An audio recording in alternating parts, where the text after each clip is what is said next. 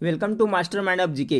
Friends, आप लोग का स्वागत है मास्टर माइंड ऑफ जीके में। आज मैं 100 प्रश्नों का प्रैक्टिस सेट लेकर आया हूं फ्रेंड्स, जो आपका कल लेडी कांस्टेबल का एग्जाम होने वाला है उनके लिए काफ़ी महत्वपूर्ण है। इसमें आपको सामान्य अध्ययन के साथ साथ करंट अफेयर्स के भी प्रश्न शामिल हैं, इसलिए पूरा सेट आप जरूर देखें।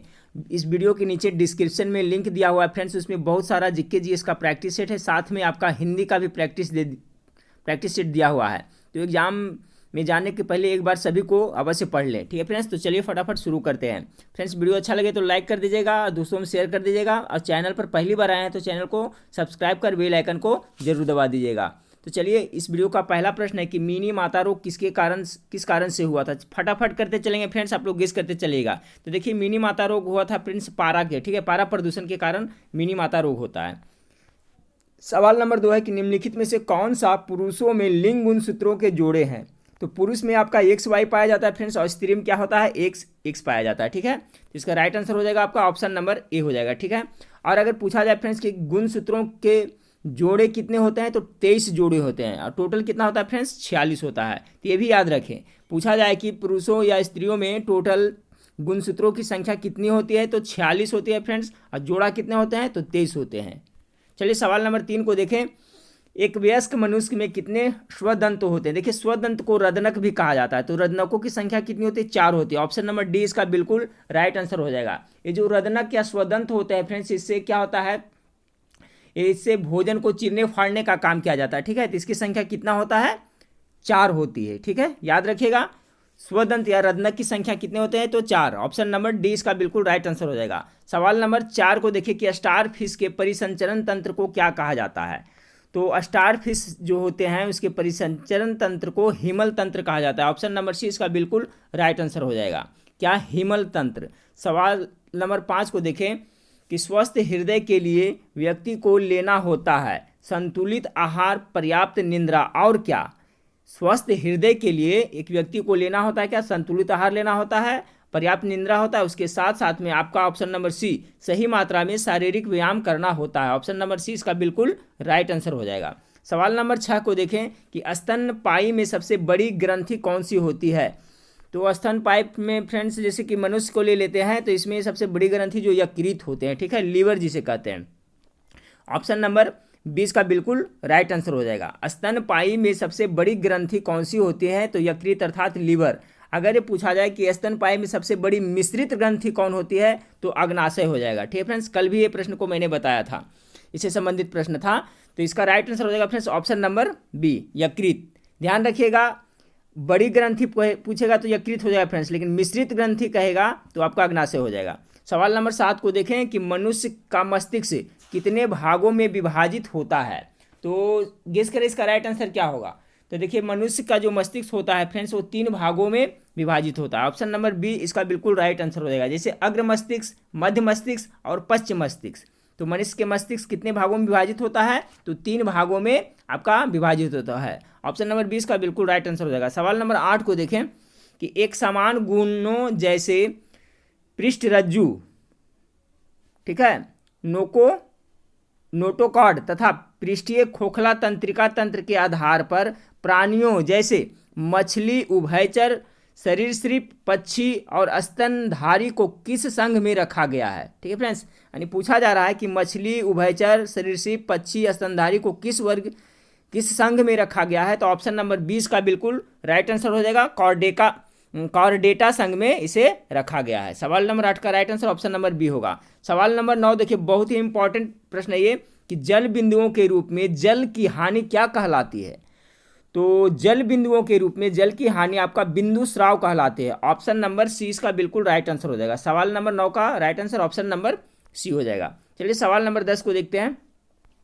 सवाल नंबर 10 आपका है कि बायोफिल्म में कायिक प्रवर्धन किसके माध्यम से होता है, ठीक है।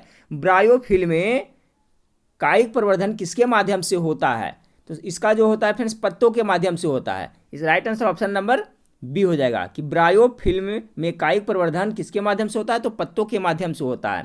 सवाल नंबर 11 है कि हाइड्रोजन परमाणु का नाभिक क्या कहलाता है, तो प्रोटॉन कहलाता है, ठीक है। हाइड्रोजन परमाणु का नाभिक प्रोटॉन कहलाता है। सवाल नंबर 11 का right answer option number C हो जाएगा। सवाल नंबर 12 को देखें कि निम्नलिखित में से कौन सा कथन सही है। कौन सा कथन सही है, ध्यान से देखिएगा फ्रेंड्स। सोना तथा चांदी तन्य नहीं होते हैं, ये बिल्कुल गलत है। फास्फोरस तथा नाइट्रोजन तन्य होते हैं, नहीं, ये भी बिल्कुल गलत है। तांबा तथा प्लेटिनियम तन्य होते हैं, ये सही है फ्रेंड्स, ठीक है। सल्फर तथा फास्फोरस धन्यवात्मक होते हैं, नहीं, ये भी गलत है। इसका right answer option number C हो जाएगा, ठीक है फ्रेंड्स। कह रहा है कि निम्नलिखित में से कौन सा कथन सही है, तो आपका ऑप्शन नंबर सी बिल्कुल सही है कि तांबा तथा प्लेटिनियम तन्य होते हैं। चलिए सवाल नंबर 13 को देखें। सवाल नंबर 13 का रहा है फ्रेंड्स कि भारत के कुछ भागों में पेयजल में निम्नलिखित में से कौन से प्रदूषक पाए जाते हैं। भारत के कुछ भागों में पेयजल यानी पीने के पानी में निम्नलिखित में से कौन से प्रदूषक पाए जाते हैं। नीचे दिए हुए कोड का प्रयोग करते हुए सही एक का चयन करें, ठीक है। आपको चयन करना है फ्रेंड्स कि भारत के कुछ भागों में जो पेयजल है उसमें कौन सा प्रदूषक पाए जाते हैं। तो इसका जो राइट आंसर हो जाएगा फ्रेंड्स, देखिए ऑप्शन नंबर बी हो जाएगा, ठीक है। 1 और 3 यानी कि आर्सेनिक और फ्लोराइड पाया जाता है, ठीक है।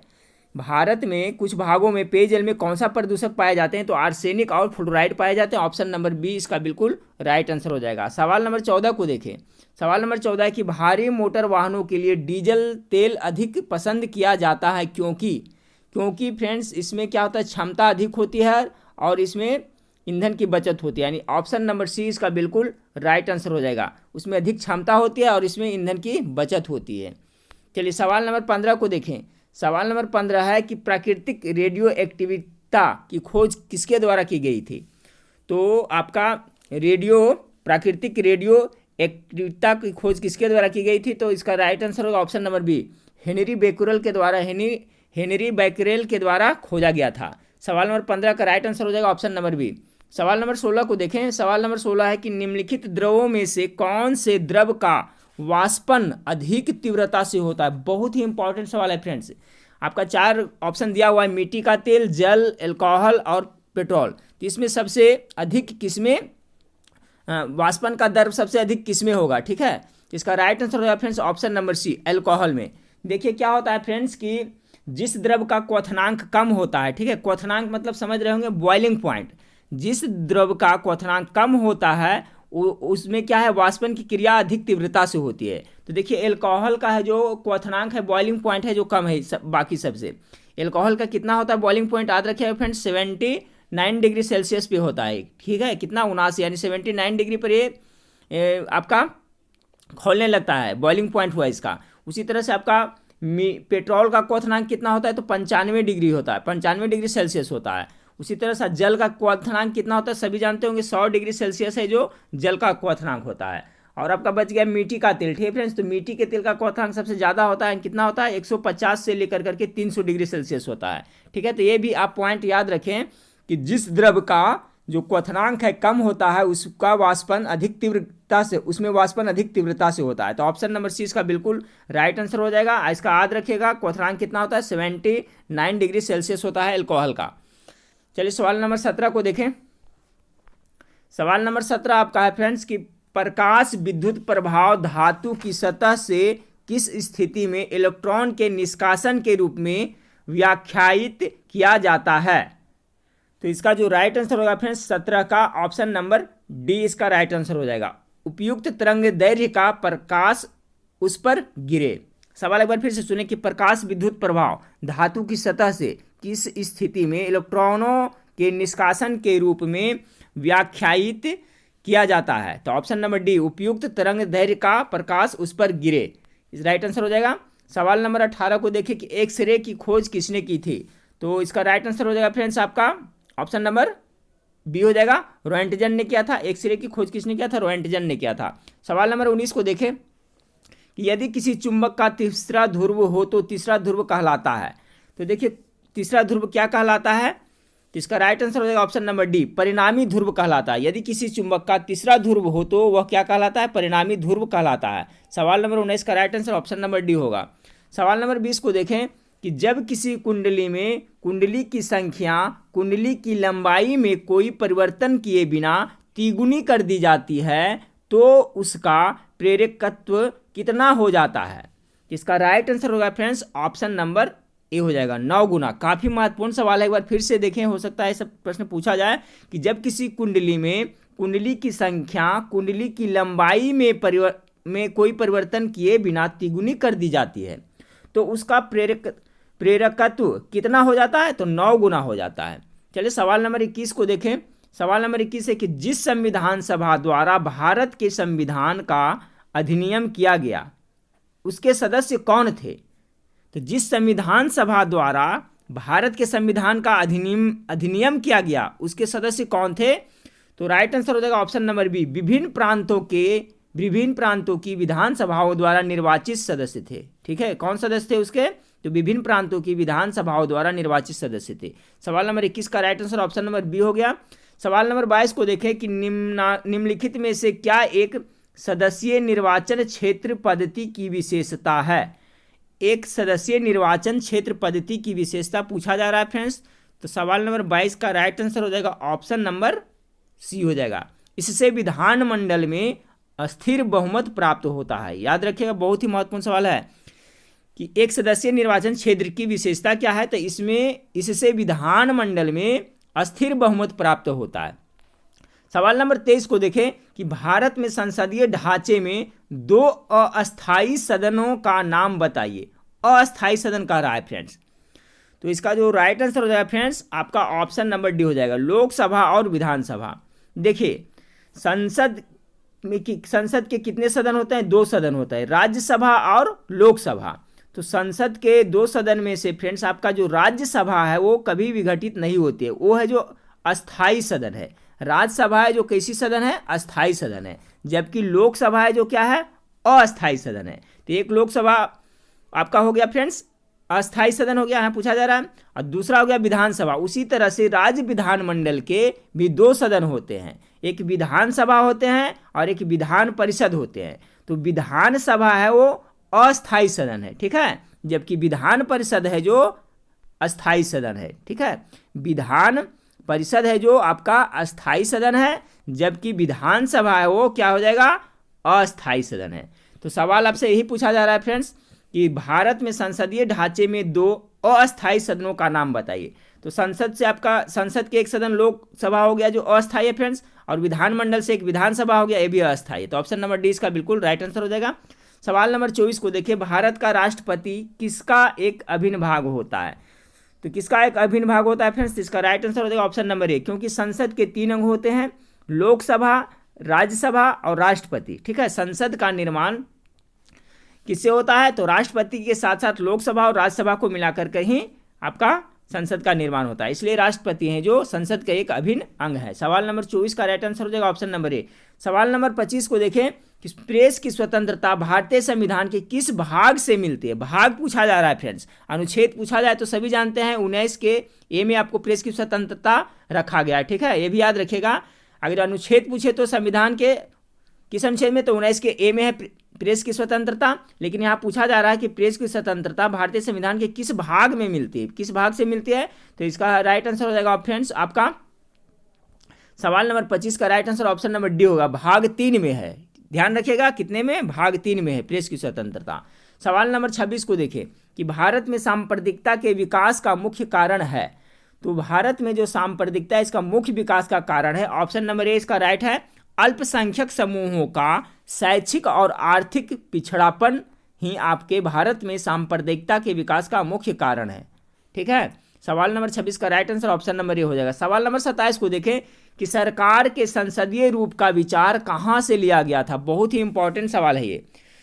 तो देखिए सरकार के संसदीय रूप है, इसका विचार आपका ब्रिटेन के संविधान से लिया गया था। सवाल नंबर 27 का राइट आंसर हो जाएगा ऑप्शन नंबर सी हो जाएगा। ठीक है, ब्रिटेन से लिया गया था संसदीय रूप, और रूस से क्या लिया गया था, तो मौलिक कर्तव्य है जो रूस के संविधान से लिया गया था, याद रखिएगा फ्रेंड्स। अब बाकी अमेरिका के संविधान से क्या क्या लिया गया था ये सब याद रखिएगा, जैसे राष्ट्रपति का पद हो गया, फिर आपका सर्वोच्च न्यायालय, उच्च न्यायालय के न्यायिक व्यवस्था का सब कहाँ से लिया गया था, तो अमेरिका के संविधान से। और साथ ही साथ मौलिक अधिकार कहाँ से लिया गया था, तो अमेरिका के संविधान से। तो सभी याद रखिएगा फ्रेंड्स, एक बार फिर से रिपीट कर देता हूँ कि मौलिक कर्तव्य किस देश के संविधान से लिया गया था, तो रूस के संविधान से। मौलिक अधिकार अमेरिका से, और ब्रिटेन से संसदीय स्वरूप लिया गया था। ठीक है, तो ये सब याद रखिएगा।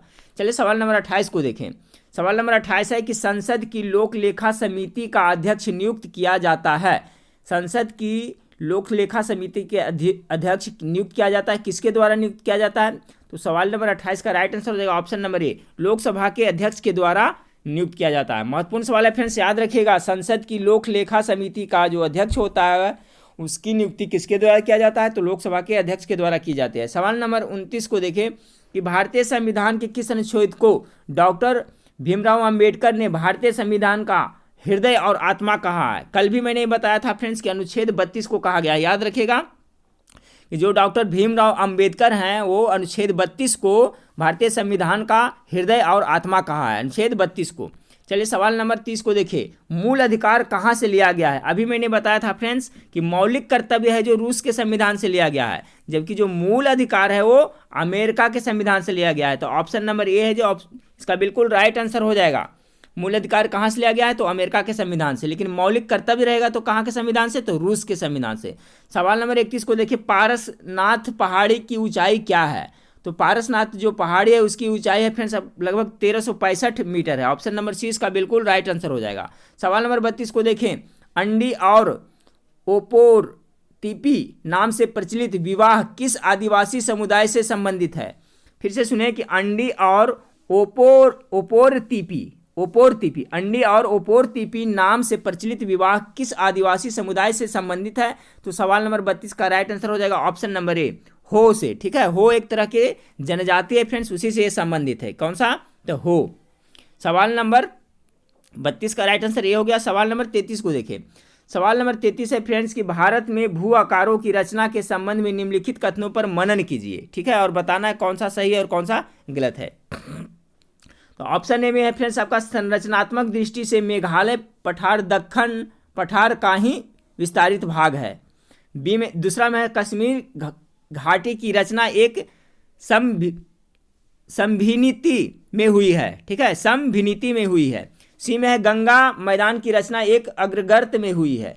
और तीन में है, 4 में है हिमालय की उत्पत्ति भारतीय प्लेट यूरोपीय प्लेट तथा चीनी प्लेट के त्रिकोणीय अभिसरण के फलस्वरूप हुई है। इन कथनों में से कौन से कथन सही है? तो सवाल नंबर 33 का है जो फ्रेंड्स ऑप्शन नंबर ए है जो बिल्कुल राइट आंसर है। ठीक है, ऑप्शन नंबर 1, 2, 3 है जो सही है, 4 है जो गलत है। आपका एक संरचनात्मक दृष्टि से मेघालय पठार दक्कन पठार का ही विस्तारित भाग है, ये सही है। कश्मीर घाटी की रचना एक समभिनीति से हुई है, ये भी सही है। गंगा मैदान की रचना एक अग्रगर्त में हुई है, ये भी सही है। बाकी 4 नंबर है जो गलत है ऑप्शन। ठीक है फ्रेंड्स, तो इसका राइट आंसर हो जाएगा ऑप्शन नंबर ए। चलिए सवाल नंबर 34 को देखिए, 34 को। हाँ फ्रेंड्स, तो सवाल नंबर 34 देखिए। सवाल नंबर 34 आपका है कि मानसून का निवर्तन इंगित होता है। तो जो मानसून का निवर्तन इंगित होता है किससे होता है फ्रेंड्स? तो देखिए साफ आकाश से होता है, बंगाल की खाड़ी से होता है, या तो स्थल पर तापमान के बढ़ने से होता है। इसका राइट आंसर हो जाएगा ऑप्शन नंबर सी, तीनों से होता है। ध्यान रखिएगा फ्रेंड्स कि जो मानसून का निवर्तन होता है इंगित होता है यानी किससे होता है? तो साफ आकाश से भी होता है, बंगाल की खाड़ी से भी होता है, स्थल पर तापमान के बढ़ने से होता है। ऑप्शन नंबर सी इसका बिल्कुल राइट आंसर हो जाएगा। सवाल नंबर 35 है, तिलैया बांध इसी नदी पर निर्मित है। तो तिलैया बांध है जो आपको बराकर नदी पर स्थित है। सवाल नंबर 36 देखो, टिस्को संयंत्र किसके नज़दीक स्थित है? तो ट से टिस्को, ट से टाटानगर। आपका टिस्को संयंत्र है जो टाटानगर के नज़दीक स्थित है। ऑप्शन नंबर डी इसका बिल्कुल राइट आंसर हो जाएगा। सवाल नंबर 37 देखें कि मर्मुगाओ पतन मतलब बंदरगाह होता है, तो मर्मुगाओ पतन स्थित है तो गोवा में स्थित है। ऑप्शन नंबर सी इसका बिल्कुल राइट आंसर हो जाएगा। सवाल नंबर 38 को देखें, गोबी मरुस्थल किस देश में स्थित है? तो आपका गोबी मरुस्थल है जो मंगोलिया में स्थित है। ठीक है फ्रेंड्स, चलिए सवाल नंबर 39 को देखिए। मिलान करने वाला है फ्रेंड्स, आपका एक साइड में जलधारा का नाम दिया हुआ है और दूसरे साइड में कहाँ का है वो दिया हुआ है, कैसा है। ठीक है फ्रेंड्स, तो देखिए इसका मैं मिलान कर देता हूँ। इसका जो राइट आंसर हो जाएगा फ्रेंड्स, सवाल नंबर आपका 39 का जो राइट आंसर हो जाएगा ऑप्शन नंबर ए हो जाएगा। ठीक है, ऑप्शन नंबर ए। अब मिलान यहाँ से कर लीजिए। गल्फ स्ट्रीम है जो कैसा धारा है? तो गर्म जल धारा है। ठीक है, बी का दू हो जाएगा यानी कि पश्चिमी वायु को प्रवास से क्षेत्र के ऊपर पूरब की ओर चलने वाली हो गया। पेरू है जो प्रशांत महासागर की धारा है। बच गया पश्चिमी ऑस्ट्रेलियाई धारा, ये आपका हिंद महासागर की धारा है। ठीक है फ्रेंड्स, सबको याद कर लें। गल्फ स्ट्रीम है जो कैसा है, गर्म जल धारा है। पश्चिम वायु है जो पश्चिमी वायु के प्रवाह से क्षेत्र के ऊपर पूरब की ओर चलने वाली धीमी धारा है। फिर इसको बच गया आपका पेरू धारा, तो याद रखिए प से पेरू, प से प्रशांत महासागर। पेरू है जो कहाँ का है, प्रशांत महासागर का धारा है। और बाकी बच गया पश्चिमी ऑस्ट्रेलियाई धारा, वो कहाँ है, हिंद महासागर का है। तो ऑप्शन नंबर ए इसका बिल्कुल राइट आंसर हो जाएगा। चलिए सवाल नंबर 40 को देखें कि निम्नलिखित में से कुलगार्डी में कौन सी क्रिया संपन्न होती है। तो कुलगार्डी में कौन सी क्रिया संपन्न होती है फ्रेंड्स, देखिए कुलगार्डी जो आपको पड़ता है ऑस्ट्रेलिया में पड़ता है। ठीक है फ्रेंड्स, कुलगार्डी है जो पश्चिमी ऑस्ट्रेलिया में आपका पड़ता है। और किससे संबंधित है, तो गेस करें। ए में दिया हुआ है कोयला से, बी में तांबा खनन से, सी में सोना खनन से, और डी है जो वानिकी से। तो जो सवाल नंबर फ्रेंड्स है उसका राइट आंसर हो जाएगा सोना से। जिस तरह से जोहान्सबर्ग अफ्रीका का है जो फ्रेंड्स सोना से संबंधित है, स्वर्ण खनन से, उसी तरह से कुलगार्डी है जो ऑस्ट्रेलिया में पड़ता है और ये भी स्वर्ण खनन से ही संबंधित है। तो बहुत ही महत्वपूर्ण सवाल याद रखिएगा। सवाल नंबर 40 का right answer option number C होगा। ठीक है, कुलगार्डी कहाँ है, तो पश्चिमी ऑस्ट्रेलिया में। चलिए सवाल नंबर 41 को देखिए, इसमें भी आपको मिलान करने वाला दिया हुआ है फ्रेंड्स 41 का। तो सवाल नंबर 41 में क्या मिलान करने के लिए दिया हुआ है फ्रेंड्स, देखिए एक साइड में आपको जनजाति दिया हुआ है, दूसरे में देश का नाम दिया हुआ है। कौन सी जनजाति कहाँ है, बहुत ही इंपॉर्टेंट है, इसे जरूर याद रखिएगा। तो जो सवाल नंबर आपका 41 है इसका राइट आंसर हो जाएगा ऑप्शन नंबर सी हो जाएगा। ठीक है फ्रेंड्स, तो एक का देखिए हो गया एस्किमो, तो एक का हो गया आपका कहाँ, 3 हो गया, यानी एस्किमो है जो कहाँ है, कनाडा में हो गया। फिर बी का हो गया फ्रेंड्स 4, मसाई, मसाई है जो कहाँ है, तो केनिया में हो गया। ठीक है, याद रखिएगा। फिर सी का हो गया 2, यानी बद्दू है जो सऊदी अरब का हो गया। अब बच गया कौन, एक बुशमैन। तो बुशमैन कहाँ है फ्रेंड्स, तो दक्षिण अमेरिका के बोत्सवाना में रहते हैं। ये बहुत ही इंपॉर्टेंट है फ्रेंड्स, जरूर याद रखिएगा कि एस्किमो जनजाति है जो कौन सा देश में पाई जाती है, तो आपका कनाडा हो गया। मसाई है जो कहाँ, केनिया में हो गया। कहाँ की जनजाति है, तो केनिया का। फिर बद्दू हो गया जो सऊदी अरब का हो गया। बद्दू कहाँ की जनजाति है, तो सऊदी अरब का। और बुशमैन है जो बोत्सवाना। ठीक है फ्रेंड्स, बुशमैन है जो जनजाति कहाँ, तो बोत्सवाना का। तो इसका right answer option number C हो जाएगा। चलिए सवाल नंबर 42 को देखें। सवाल नंबर 42 के दक्षिणी गोलार्ध में पवन के बाईं ओर विचलन का क्या कारण है। तो देखिए दक्षिणी गोलार्ध में पवन के बाईं ओर विचलन का क्या कारण है, तो सवाल नंबर 42 का राइट आंसर हो जाएगा फ्रेंड्स ऑप्शन नंबर सी, पृथ्वी का घूर्णन गति के कारण ऐसा होता है। ठीक है, चलिए सवाल नंबर 43 को देखें कि भारत की राजकोषीय नीति में निम्नलिखित में से कौन सा उद्देश्य शामिल नहीं है। तो भारत की राजकोषीय नीति में निम्नलिखित में से कौन सा उद्देश्य शामिल नहीं है, तो इसका ऑप्शन नंबर डी बिल्कुल राइट आंसर हो जाएगा। अंतर्राष्ट्रीय व्यापार का विनियमन ये शामिल नहीं है। सवाल नंबर 44 को देखें कि सरकार के व्यय, कराधान और उधार लेने संबंधी नीति क्या कहलाती है। बहुत ही महत्वपूर्ण सवाल है फ्रेंड्स इकोनॉमिक्स का कि सरकार के व्यय, कराधान और उधार लेने संबंधी नीति क्या कहलाती है। इसका राइट आंसर हो जाएगा ऑप्शन नंबर ए, राजकोषीय नीति कहलाती है। क्या कहलाती है, राजकोषीय नीति। सवाल नंबर 45 को देखें कि 2011 के जनगणना के अनुसार किस राज्य के महिलाओं में साक्षरता दर सबसे कम है। 45 का गेस करें फ्रेंड्स। 2011 के जनगणना के अनुसार किस राज्य के महिलाओं में साक्षरता दर सबसे कम रहा था, तो इसका जो राइट आंसर हो जाएगा friends option number D, Rajasthan के। ठीक है, सवाल नंबर 45 का राइट आंसर क्या हो जाएगा, राजस्थान के महिलाओं में। चलिए सवाल नंबर 46 को देखें, ये निम्नलिखित में से कौन सा एक राजकोषीय नीति का यंत्र नहीं है। तो राजकोषीय नीति का यंत्र कौन नहीं है, तो आपका देखिए कराधान है, लोकतंत्र है, ये भी है फ्रेंड्स, जन व्यय ये भी है। आपका ऑप्शन नंबर डी है जो नहीं है, यानी राइट आंसर आपका ऑप्शन नंबर डी हो जाएगा। तो सवाल था कि निम्नलिखित में से कौन सा एक राजकोषीय नीति का यंत्र नहीं है, तो क्रेडिट राशनिंग ये है जो नहीं है। ऑप्शन नंबर डी इसका बिल्कुल राइट आंसर हो जाएगा। सवाल नंबर 47 को देखें कि भारत के किस राज्य में सर्वाधिक कॉफी का उत्पादन होता है। कहवा यानी कॉफी का उत्पादन कर्नाटका में होता है फ्रेंड्स। 47 का right answer option number C हो जाएगा। ठीक है, चलिए सवाल नंबर 48 को देखें, भारत में उदार औद्योगिक नीति जिस वर्ष अपनाई गई वह है। तो भारत में उदार औद्योगिक नीति कब अपनाई गई थी। 48 का right answer option number D हो जाएगा, 1991 में अपनाई गई थी। सवाल नंबर 49 को देखिए कि अखिल भारतीय खादी और ग्रामीण बोर्ड की स्थापना की गई थी। तो अखिल भारतीय खादी और ग्रामीण बोर्ड की स्थापना की गई थी कब, कौन सी पंचवर्ष योजना के अंतर्गत? तो सवाल नंबर 49 का राइट आंसर हो जाएगा ऑप्शन नंबर ए, प्रथम योजना में। ठीक है, अखिल भारतीय खादी और ग्रामीण बोर्ड की स्थापना की गई थी प्रथम योजना में। चलिए सवाल नंबर 50 को देखें। सवाल नंबर 50 है मीरा सेठ समिति का संबंध किससे था? देखिए बहुत ही इंपॉर्टेंट है फ्रेंड्स, समिति से एक प्रश्न आपको जरूर पूछा जाएगा। सवाल नंबर 50 का जो राइट आंसर हो जाएगा ऑप्शन नंबर ए, हथकरघा के विकास से। मीरा सेठ समिति का विकास किससे था? तो हथकरघा के विकास से। सभी समिति एक बार देख लिया फ्रेंड्स, जैसे राजा चलैया समिति है जो कर सुधार से है, इसी तरह से मीरा सेठ समिति है जो हथकरघा के विकास से है। तो जितने समिति मुख्य है सभी देख लीजिएगा,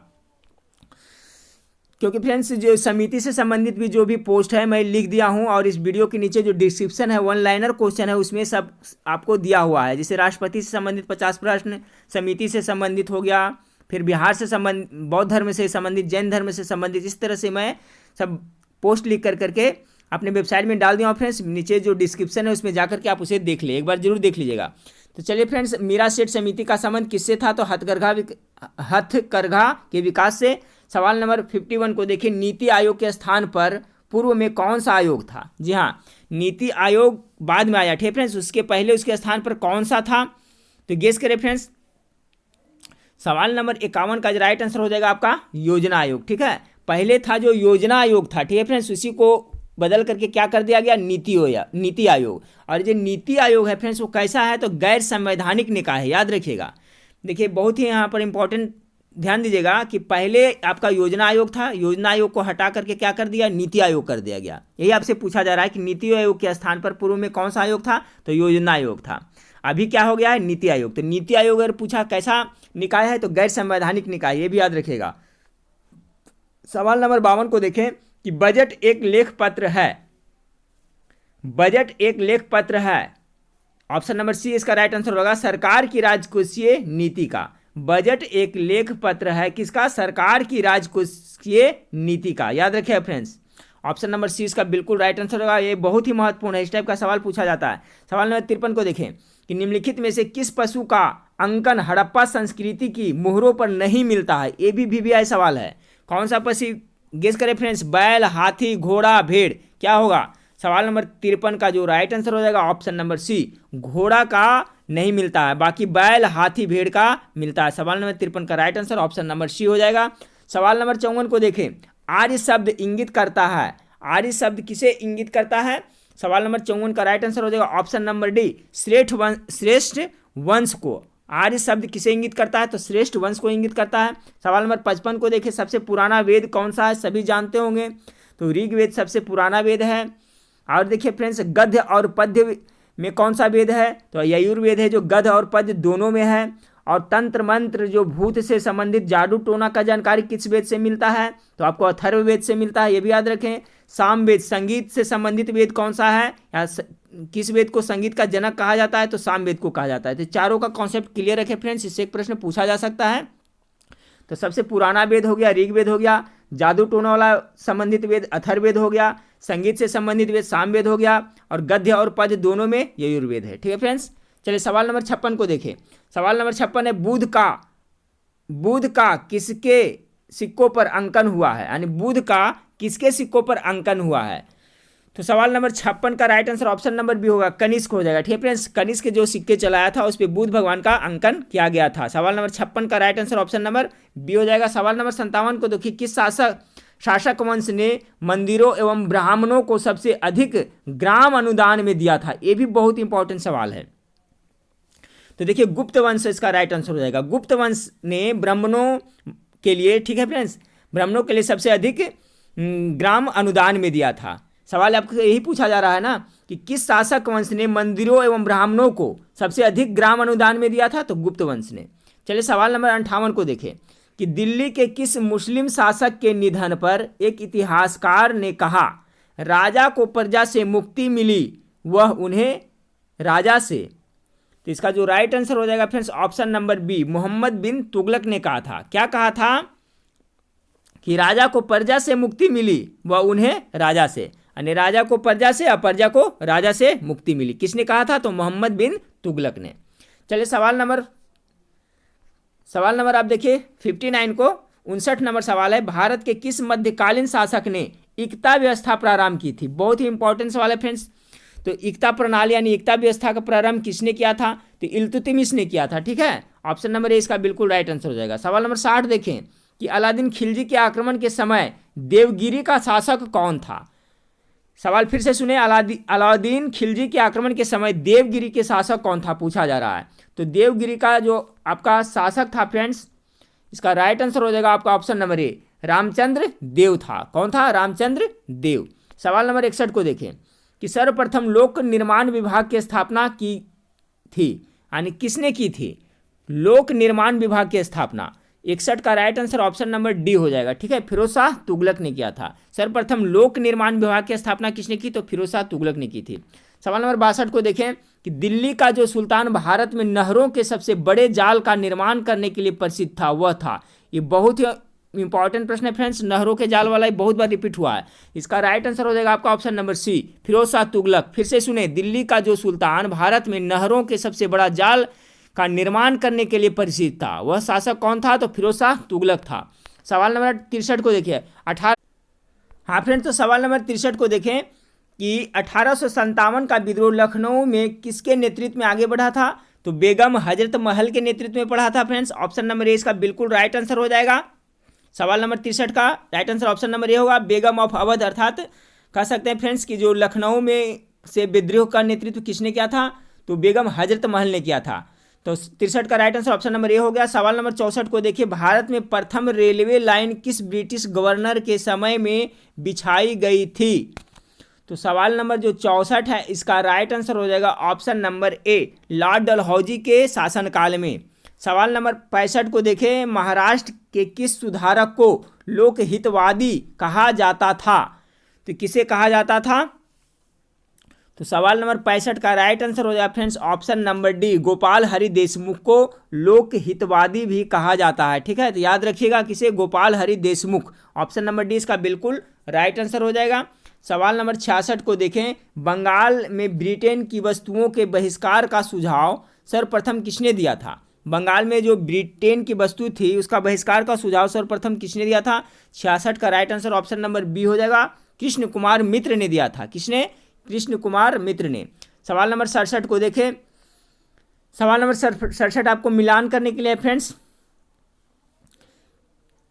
आपका दिया हुआ आपका सूची एक को सूची 2 से सम्मिलित कीजिए तथा सूचियों के नीचे दिए गए कूट का उपयोग करते सही उत्तर करना। झांसी, लखनऊ, कानपुर, फैजाबाद। और इसमें आपको दिया हुआ फ्रेंड्स, यानी कि विद्रोह जो हुआ था 1857 उसका नेतृत्व के बारे में आपको दिया हुआ कि किसने कहाँ से आपका किया था। तो 67 का जो राइट आंसर हो जाएगा फ्रेंड्स आपका ऑप्शन नंबर ए हो जाएगा। ठीक है, यानी 1 का 4, झांसी। झांसी से किसने नेतृत्व किया था, तो लक्ष्मीबाई ने।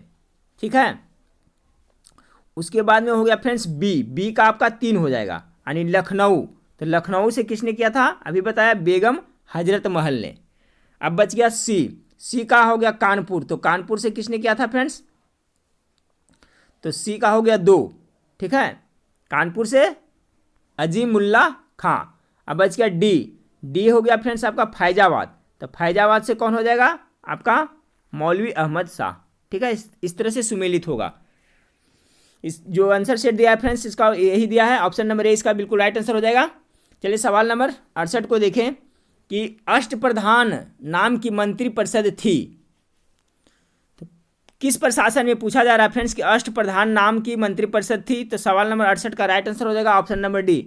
सभी जानते हो फ्रेंड्स मराठा प्रशासन में अष्टप्रधान नाम की मंत्रिपरिषद थी, मराठा प्रशासन में, याद रखिएगा। 68 का right answer option number D हो जाएगा। चलिए सवाल नंबर 69 को देखें कि अंग्रेजों ने श्रीरंगपट्टनम की संधि किसके साथ की थी। तो अंग्रेजों ने श्रीरंगपट्टनम की संधि आपका टीपू सुल्तान के साथ की थी फ्रेंड्स। ऑप्शन नंबर सी इसका बिल्कुल राइट आंसर हो जाएगा। सवाल नंबर 70 देखिए, सवाल नंबर 70 आपका है, निम्नलिखित भारतीय नेताओं में से कौन एक ब्रिटिश द्वारा इंडियन सिविल सर्विस से बर्खास्त किया गया था। इसका राइट आंसर हो जाएगा सुरेंद्र नाथ बनर्जी। ऑप्शन नंबर बी, इन्हीं को बर्खास्त किया गया था फ्रेंड्स। फिर से सुने कि निम्नलिखित भारतीय नेताओं में से कौन एक ब्रिटिश द्वारा इंडियन सिविल सर्विस से बर्खास्त किया गया था। तो सुरेंद्र नाथ बनर्जी को बर्खास्त किया गया था। सवाल नंबर 71 को देखिए, भारत में राष्ट्रीय स्तर पर कितने वर्ष में हाथियों की जनगणना की जाती है। ठीक है फ्रेंड्स, भारत में राष्ट्रीय स्तर पर कितने वर्षों में हाथियों की जनगणना की जाती है।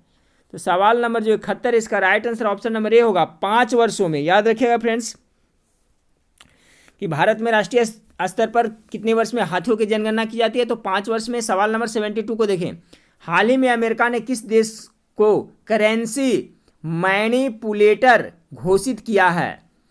तो अमेरिका ने किस देश को करेंसी मैनिपुलेटर घोषित किया है। सवाल नंबर 72 का right answer option number A हो जाएगा। ठीक है, चाइना को, यानी चीन को। देखिए करंट अफेयर से क्वेश्चन है भी फ्रेंड्स, देखते जाइए ध्यान से, काफ़ी महत्वपूर्ण है एग्जाम की दृष्टिकोण से। सवाल नंबर 73 देखें, the school news global educators fest यानी SGEF, इसका एक फुल फॉर्म हुआ फ्रेंड्स, का आयोजन किस शहर में किया जाएगा। ये भारत में होने वाला है फ्रेंड्स आपका the school news global educators fest यानी SGEF का आयोजन किस शहर में किया जाएगा। तो सवाल नंबर जो 73, इसका राइट आंसर हो जाएगा ऑप्शन नंबर बी, उदयपुर में किया जाएगा।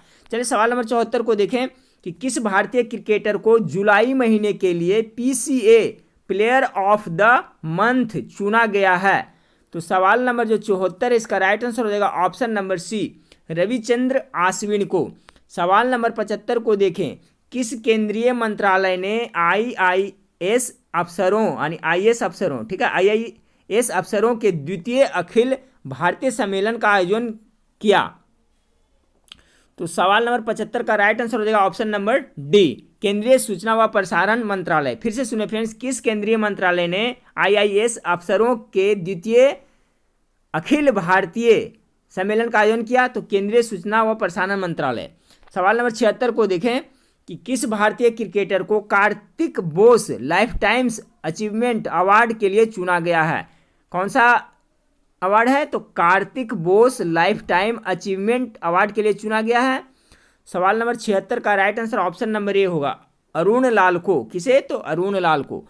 77 को देखें कि हाल ही में किस राज्य ने खेल के लिए मिशन शक्ति लॉन्च किया है। महत्वपूर्ण सवाल है, हाल ही में किस राज्य ने खेल के लिए मिशन शक्ति लॉन्च किया है। तो 77 का राइट आंसर हो जाएगा ऑप्शन नंबर बी, महाराष्ट्र ने लॉन्च किया है। ठीक है, हाल ही में किस राज्य ने खेल के लिए मिशन शक्ति लॉन्च किया है, तो महाराष्ट्र ने। सवाल नंबर 78 को देखें कि किस भारतीय महिला पहलवान ने 2019 पोलैंड ओपन कुश्ती प्रतियोगिता में 53 किलोग्राम भारत वर्ग में स्वर्ण पदक जीता। तो सवाल नंबर जो आपका है 78 का राइट आंसर हो जाएगा आपका ऑप्शन नंबर सी। ठीक है, विनेश फोगाट ने। किसने, तो विनेश फोगाट ने। सवाल नंबर 79 को देखें, किस अंतर्राष्ट्रीय एजेंसियों ने हाल ही में GJ357D नामक ग्रह की खोज की है। फिर से सुने एक बार कि किस अंतरिक्ष एजेंसी ने हाल ही में GJ357D नामक ग्रह की खोज की है। तो 79 का right answer option number D हो जाएगा, नासा ने खोज की है। सवाल नंबर 80 को देखें। सवाल नंबर 80 है कि भारत की पहली 3D स्मार्ट ट्रैफिक सिग्नल इंटेलाइट को किस शहर में लॉन्च किया गया है। महत्वपूर्ण सवाल है फ्रेंड्स, याद रखिएगा कि भारत की पहली 3D स्मार्ट ट्रैफिक सिग्नल इंटेलाइट, ठीक है, इंटेलाइट को किस शहर में लॉन्च किया गया है। तो 80 का right answer option number A होगा, मोहाली में। सवाल नंबर 81 को देखें कि स्वास्थ्य मंत्रालय की रिपोर्ट के मुताबिक, ठीक है, breast feeding and infant and child feeding practices ranking में पहले स्थान पर कौन सा राज्य है। ठीक है, तो सवाल नंबर जो 81 है फ्रेंड्स, इसका जो राइट आंसर हो जाएगा ऑप्शन नंबर ए, मणिपुर। एक बार फिर से सुने, स्वास्थ्य मंत्रालय की रिपोर्ट के मुताबिक breast feeding and infant and child feeding practices ranking में पहले स्थान पर कौन सा राज्य है, तो मणिपुर है। सवाल नंबर 82 को देखें कि विश्व जनजातीय दिवस 2019 की थीम क्या है। तो विश्व जनजातीय दिवस 2019 की थीम क्या है फ्रेंड्स, बहुत ही इंपॉर्टेंट है। सवाल नंबर 82 का जो राइट आंसर हो जाएगा आपका ऑप्शन नंबर बी, स्वदेशी भाषाएं। चलिए सवाल नंबर 83 को देखें। सवाल नंबर 83 की 22वें राष्ट्रीय ई गवर्नर्स सम्मेलन की थीम क्या है? तो 22वें राष्ट्रीय ई गवर्नर्स सम्मेलन की थीम क्या है? तो 83 का right answer option number C हो जाएगा, digital India success to excellence. ठीक है, यही आपका थीम है। 22वें राष्ट्रीय ई गवर्नर्स सम्मेलन का थीम क्या है? तो digital India success to excellence. सवाल नंबर 84 को देखें। सवाल नंबर 84 है, स्पेस पार्क की स्थापना के लिए केरल सरकार ने किस संगठन के साथ MOU पर हस्ताक्षर किए हैं? तो 84 का राइट आंसर होगा option number D, Vikram Sarabhai space centre, VSSC। ठीक है, 84 का right answer option number D हो जाएगा। अब देखिए 85, लाहौर अटारी समझौता एक्सप्रेस ट्रेन सेवा किस वर्ष शुरू हुई थी? 85 का राइट आंसर होगा फ्रेंड्स ऑप्शन नंबर ए, 1976 में हुई थी। लाहौर अटारी समझौता एक्सप्रेस ट्रेन सेवा किस वर्ष शुरू की गई थी? तो 1976 में। 86 को देखें कि ऑफशोर रुपया बाजार पर RBI टास्क फोर्स का प्रमुख कौन है? तो 86 का right answer option number B Usha, उषा थोरात। 87 को देखें, मणिपुर का ग्रीन एम्बेसडर किसे नियुक्त किया गया है? तो मणिपुर का ग्रीन एम्बेसडर किसे नियुक्त किया गया है? 87 का right answer option number C हो जाएगा, यानी कि वैलेंटीना इलानगबम। ठीक है, ऑप्शन नंबर सी इसका बिल्कुल राइट आंसर हो जाएगा। चलिए 87 हो गया फ्रेंड्स। अब 88 को देखें। 88 आपका है कि हाल ही में किस केंद्रीय मंत्रालय ने समग्र शिक्षा जल सुरक्षा पहल शुरू की है? देखिए ये सब बहुत ही इंपॉर्टेंट सवाल है फ्रेंड्स, कि हाल ही में किस केंद्रीय मंत्रालय ने समग्र शिक्षा जल सुरक्षा पहल शुरू की है? तो 88 का राइट आंसर हो जाएगा ऑप्शन नंबर ए, केंद्रीय मानव संसाधन विकास मंत्रालय ने। सवाल नंबर 89 को देखिए कि हाल ही में राष्ट्रीय फिल्म अवार्ड में किस राज्य को मोस्ट फिल्म फ्रेंडली स्टेट का अवार्ड मिला है? सवाल नंबर 89 का राइट आंसर हो जाएगा ऑप्शन नंबर बी, उत्तराखंड को मिला है। देखिए बहुत ही महत्वपूर्ण सवाल है फ्रेंड्स, कि हाल ही में राष्ट्रीय फिल्म अवार्ड में किस राज्य को मोस्ट फिल्म फ्रेंडली स्टेट का अवार्ड मिला है? तो उत्तराखंड को। सवाल नंबर 90 को देखें फ्रेंड्स, कि 66वें राष्ट्रीय फिल्म अवार्ड में बेस्ट फीचर फिल्म का अवार्ड किसे मिला? तो 66वें में किसे मिला था फ्रेंड्स, गेस करें। 90 का राइट आंसर हो जाएगा ऑप्शन नंबर सी। ठीक है, हेल्लारो को, जो गुजराती फिल्म थी। ठीक है, 66वें राष्ट्रीय फिल्म अवार्ड में बेस्ट फीचर फिल्म का अवार्ड किसे मिला था? तो हेल्लारो को, जो एक गुजराती फिल्म थी। तो 90 का right answer option number C हो जाएगा। 91 को देखें, रामधारी सिंह दिनकर की पहली पुस्तक का नाम क्या था? रामधारी सिंह दिनकर ने पहली पुस्तक जो लिखा था उसका नाम क्या था फ्रेंड्स? तो 91 का गेस करें तो इसका right answer option number C हो जाएगा। ठीक है, प्रणभंग। ठीक है, क्या था? प्रणभंग।